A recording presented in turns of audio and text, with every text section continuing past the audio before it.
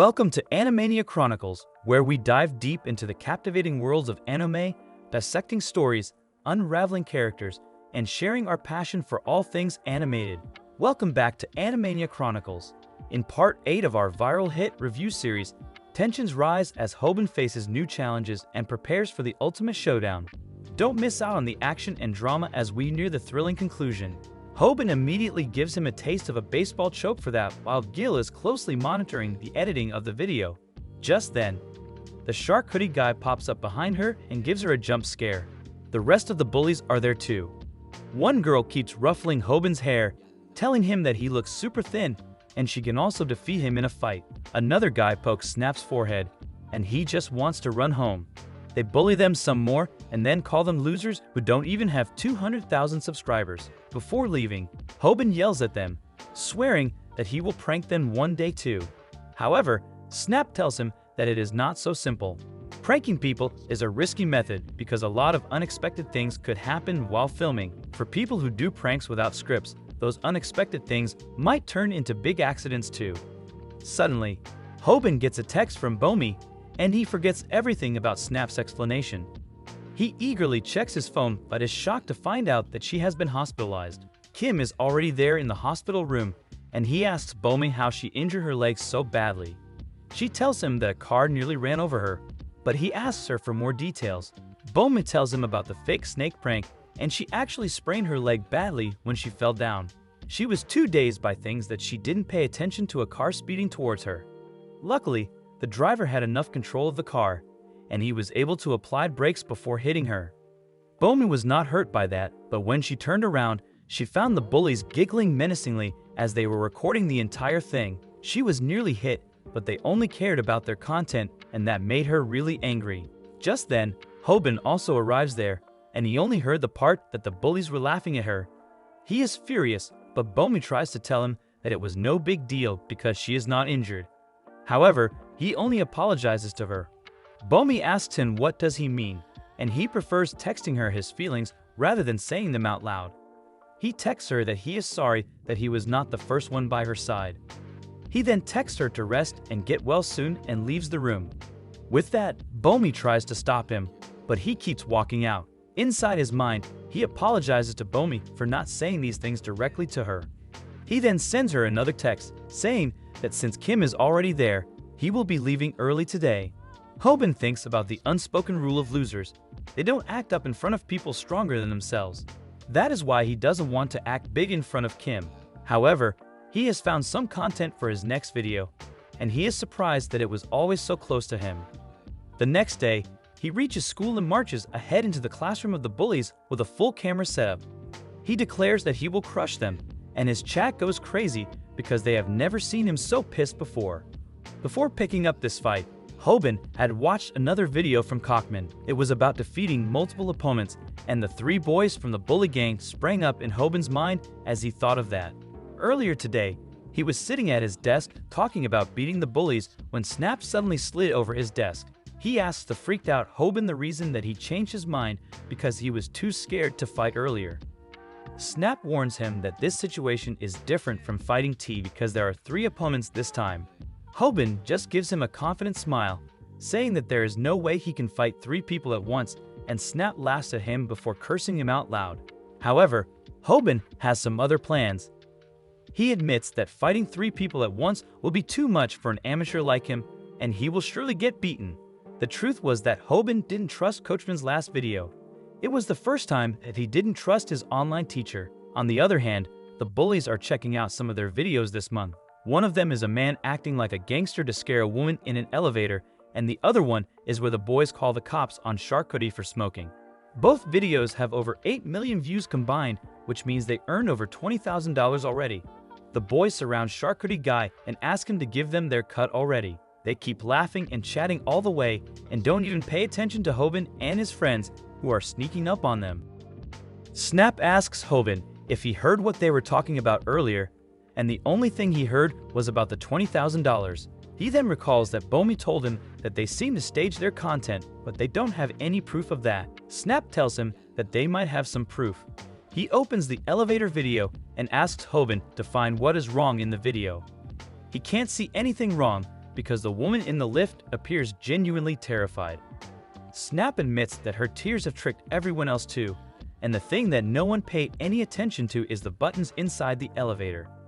Snap explains that the video is 2 minutes long, but there are only 7 floors in the building according to the elevator. He says that either the elevator moves at a snail's pace to cover the 7 floors in 2 minutes, or the woman just pretended to press the button. Both Hobin and Gil are shocked as they try to process this. Snap says that most of the time, if content is entertaining, the viewers don't worry about the minor details, so many YouTubers use this to their advantage. They hire professional actors to stage their videos. Snap then talks about the video where they call the cops on the boy smoking. He asks why the cops would bother with a teenager smoking, and then reveals that he went to the police station to get some inside info. He learned that they went to check the area not because of the smoking complaint, but because the bully girls told them that they spotted a wanted criminal. Hobin is left speechless on hearing all this, and Snap says that they have enough proof now that the bullies staged their comedy videos. He says that they can use this to expose them, but Hobin says that they are still missing the final blow. He wants something that will seal the bullies' fate just like they did with Pac. Just then, the TikTok thought Rumi appears behind them and asks when they are going to collab with her because they promised to do so earlier. She already has an idea about the video too. She wants Hobin to spit coffee on her shirt because that will surely get them a lot of views from the online incels. She grabs their ties, saying that since everything is staged already, they should also do it. She says that they should already get rehearsing, but Hobin refuses to do so. He says that Bomi got hurt because of a staged event, and he will never do something like that. He tells Rumi that if she wants to do such things, she should go to the comedy crew.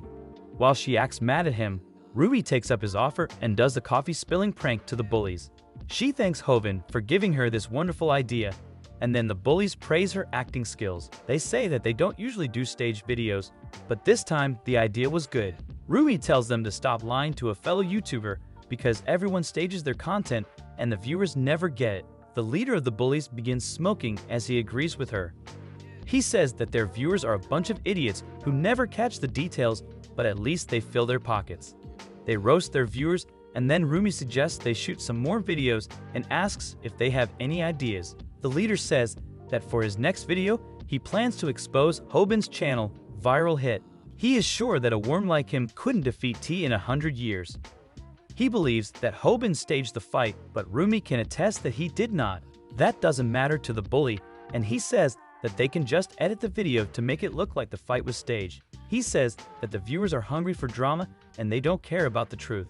He believes that just editing one video perfectly will be able to bring the channel down and Hobin will return to being a loser.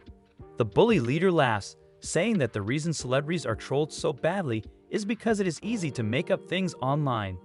Rui says that it is too extreme for her and she can't help them with it. She takes her leave, but then the bully leader stops her. He shows her the recording of her insulting the audience and asks if she wants to get cancelled before Hobin.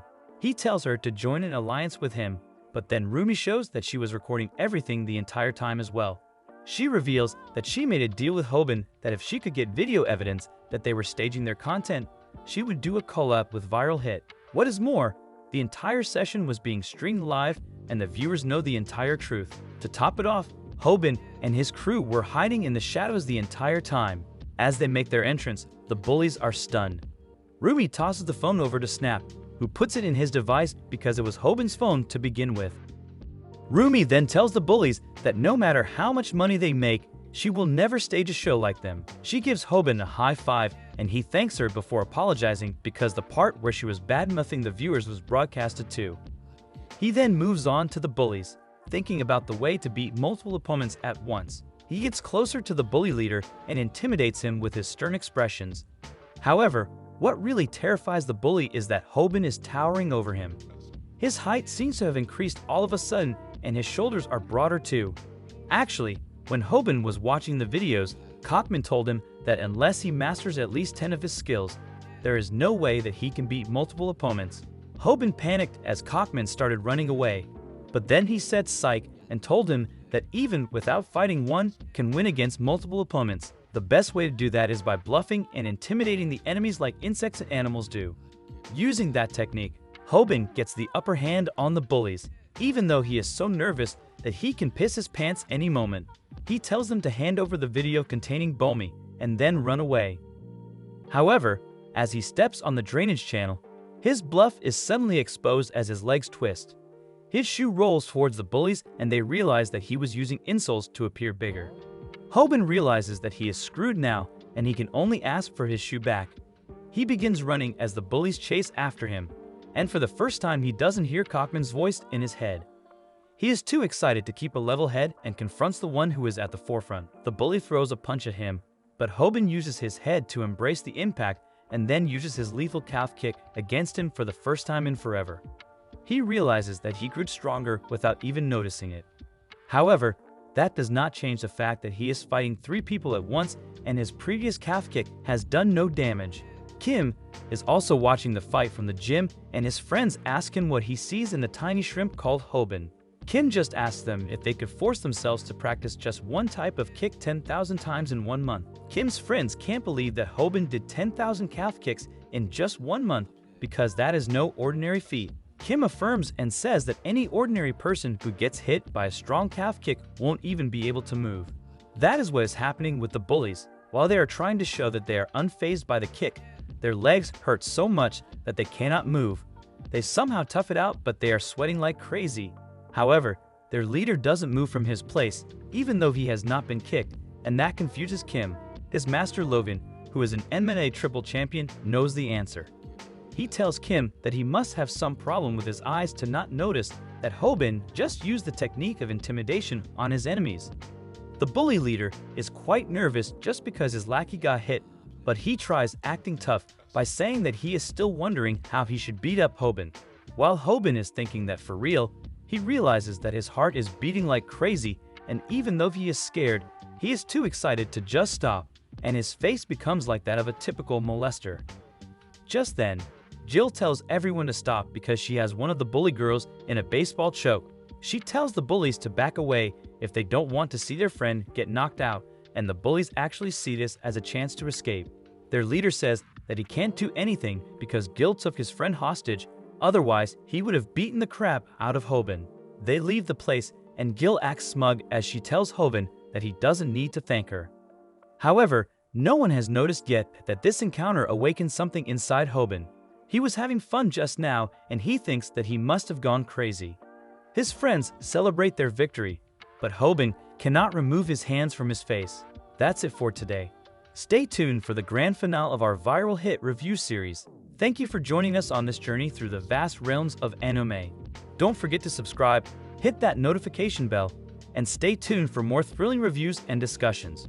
Until next time, keep exploring the boundless wonders of anime with us.